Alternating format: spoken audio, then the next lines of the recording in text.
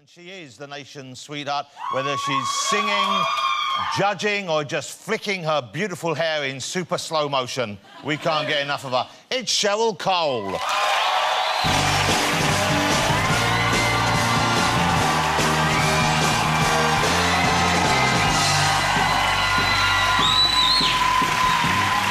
Lovely to see you. Come and have a seat. You look fabulous, of course. Wow, that's a very lovely, and I would have thought quite risky outfit you're wearing there. Really? Well, is it not a danger things could... Oh, no, we've got that covered. You've got tape on? I have. Lovely. I know, what a shame. You look fantastic, of course. I was... when I heard about the accident, I thought, oh, no, this it could be bad news for us because you might not be able to make the show. That was my first selfish thought. And then I thought, poor thing, she might be injured. Can you talk us through what actually happened? I'm actually absolutely fine. Good. Will has a neck brace on, but he's also But fine. he wears weird stuff all the time exactly. anyway. So it's fashion for him. It's one of his voice outfits. Somebody just told me, actually, he's been wearing his dicky bow tie over... On the neck brace. And you were working together in the studio? He's producing you at the moment, or were you working on new material? Will is actually part of my management team. So, yeah, we work together often. OK, and what were you doing that night? Just recording some music. OK. quite late at night together in the... Yeah. Okay.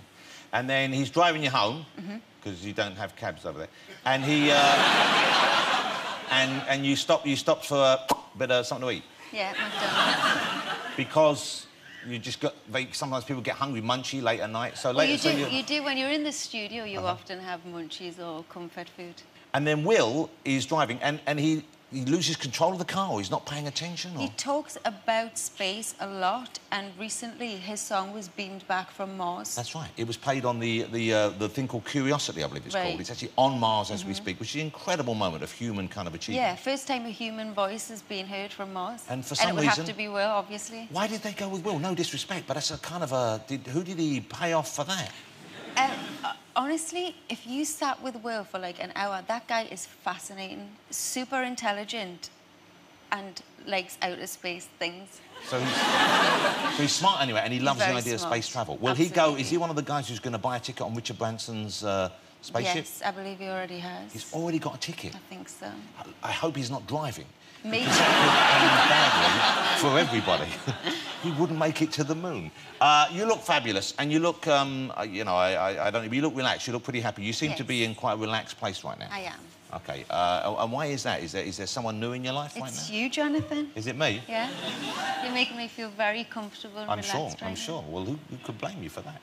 Are you single at the moment? Do you consider yourself a single person, or do you consider yourself in a relationship? I have a single out right now. It's called...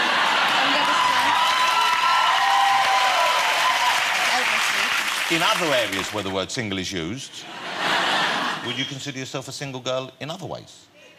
I am having a lot of fun right now. You're having a lot of fun? I'm a very happy person, yes. OK, you're a happy person, you're having fun. You don't consider yourself specifically tied down in one relationship with one young man, with anyone at the moment? Who? Who's that gentleman there? I don't know, but he's handsome. Yeah, he's good looking. He looks happy and relaxed as well right now. I'm sure he is. Anyway, so America, you're in America a lot of the time. You don't live in America, do you? I don't. You live over here still? Yes. But you're over there a lot, I guess, for work. How well do they know you over there? Because there was the big story, of course, that you went out there to be on the X Factor. Right. And then that didn't work out. Yes. Was it because of your accent? That's what was reported. No, that was not because of my accent. Why was it? That's something you'd have to ask Mr. Cow. Well, he's not here. Exactly. So old Botox Billy, right? By the way, are you still speaking to him? Are you friendly with him? I do talk to him every now and again, yeah. But the other part of the question was, are you still friendly with him? We're frenemies. You're frenemies? We're frenemies. OK. Because he's had too much done. He looks like my pug.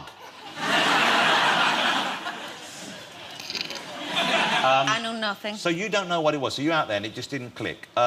Because I can understand, because you have got... I mean, we can all understand you, because we hear people with all the different accents from all over. You know, I've got a strong accent, you've got a strong accent. Yes. We're all used to hearing them. I guess in America they're not, because sometimes they don't understand me over there. Sometimes we don't understand you here.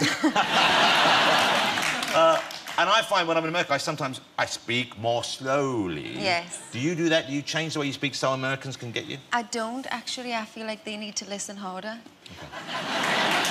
That's good. Why they should do the work. We could perhaps announce it because it's an exciting new project that you've involved yourself in, I believe. Yes, did you hear about it? Because you've been teaching will.i.am a little bit of Geordie, haven't you? Right. How good has he got? He's getting there. Okay. I've made him some discs and... And this is going to catch on. I think you're thinking of doing this commercially, aren't you? And I think you've already been sending this out to people. I have. OK, and we have a taster tape, which we can show you now. This is Cheryl Cole. It might be coming to a store near you. My Canny Linguist course will teach you Geordie for every occasion. Whether buying a drink in a pub, choosing your kebab or cheering on the tune, my course has got the Geordie for you. Hi, I'm Gino Da Campo, and I didn't speak any Geordie before Cheryl's CD. Now I speak Geordie bloody good. Come on, you burn like a lassie. Before Cheryl's CDs came into my life, Geordie was just a mystery to me. It was just a noise. I spend most of my time on Biker Grove utterly confused. But her CDs have taught us all we know. I'm actually from Berkshire, but now... Well, now what you're talking about? Away! Come on the tune! I think that's going to catch on. I think there's a market for that. Who knew? We should point out that isn't actually a genuine product, more's the pity, so you can't buy it, isn't that right? Shame. OK, so you've got a single out, we know that. You're in a relationship with your dancer, we've established that. You survived a terrible crash. What's happening with you and Girls Aloud? Let's deal with that, because I know that you've been seen out with some of the girls. Everyone would like to see you girls doing some more dates, maybe a tour. Is that going to happen? It's crazy because it's 10 years since we formed this year. Doesn't seem possible. November, 10 years. Yeah. So, yes, we're going to celebrate that. You are going to do something? Yes. And so it's 10 years now, so when will we see the five of you back together? Very soon. Before Christmas? Could be before Christmas. I know I haven't seen this, and I don't know if it's finished or what, but you are bringing out a book you have written, or Yes. you are writing your autobiography? It's just finished. So you finished it now? OK, and that will be out before Christmas, I guess? That will be out in October. And are there, obviously, I guess you can't go to this, but are there any kind of bombshells or revelations? Can you give us a hint as to what things in that book we won't have known about you before? I mean, I don't talk a lot, you know, so I wouldn't say bombshells or exposes, because that's not the reason why I did the book.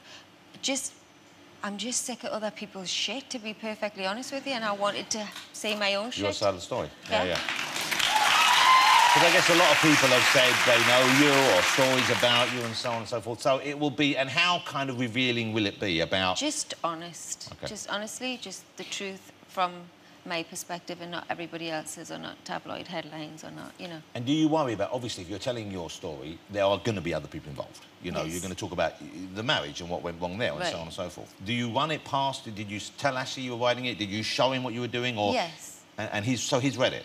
I mean, I didn't have to. It was my choice to, but, yeah, no, I let him know it was happening. So you're on speaking terms still, then? Yes. It's very decent of you to show him. Did he ask for any changes, or was he happy with the way he came out of it? I mean, it wouldn't have mattered if he did, to be quite honest. I just thought it would be nice that I gave him a heads up, so... So he can leave the country for a while and just... maybe 2 weeks before. Because you're very well loved here. Thank And you. you know, very well loved here. Yeah, and it's nice, and I think it's deserved as well, because you're a lovely woman and you're a talented woman, and to go something through like that was as public as that is difficult. Must have Right. been horrible for you, and I think people felt protective of you over that. So I guess they're keen to see what you have to say about it because they feel involved. Right. That must be strange, I guess, though, the level of interest we have in your personal life. It is. I mean, and it definitely was during the time. But I just kept myself out of that because it doesn't involve me, if that makes sense. It's about me, but I can't let that into my head. So I think that's how people go crazy. Yeah. So I choose to just not really read into what everyone else is thinking. Because you can't control what they're going to write about you anyway. Exactly. pretty much. I mean, exactly. You seem to be in a pretty good place right now. You seem to be pretty happy, pretty sorted with things, the way things are going. I'm very happy. What's the... do you have, like, a plan, a year plan, a 5-year plan? Do you think ahead like that? I used to. But not now. Not since I got malaria and all that stuff. I don't think like that anymore. And was that because you realised things were just out of your control? It's out of your control. You don't know what's going to happen tomorrow. Yeah. I mean, you can have an idea and you can think you might want to do that and your life may go completely that way. You'd be driving home from the studio with someone... And you might crash into a parked car. The idiot. What did you say to Will when he... So this is it. So, right, move over, OK. So here's, hold it, right-hand drive, left-hand drive. What's that? Here's this side, isn't it? Yeah. OK, so... Yeah, I tell you what. We had a good time. Tonight's gonna be a good night. Come on, Cheryl, I'll take you home. What do you want? Whoa, I said, what? What did you say? And he's going, oh, my neck. And what I did you said say to him, well, that was a stupid thing to do.